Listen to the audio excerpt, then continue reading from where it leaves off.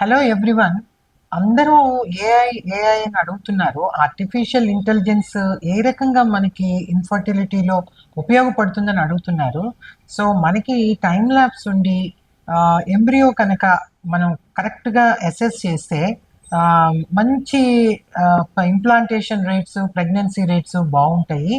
దాన్ని మనం kid score అంటాము. ఈ కిడ్ స్కోర్లో ఇన్సెమినేషన్ దగ్గర నుంచి 2 ప్రోన్యూక్లియై, ఇన్సెమినేషన్ దగ్గర నుంచి 3 సెల్, ఇన్సెమినేషన్ దగ్గర నుంచి 5 cell, then 8 cell, then blastocyst, next TE evaluation, ICM evaluation, ఇవన్నీ కూడా మనకి టైమ్ ల్యాబ్స్ ఇమేజెస్, వీడియోస్ వల్ల మాత్రమే సాధ్యపడుతుంది. సో ఎంబ్రియాలజిస్ట్ ఒక గుడ్ డెసిషన్ తీసుకోవటానికి ఈ టైమ్ ల్యాబ్స్ మనకి ఎంతగానో ఉపయోగపడుతుంది.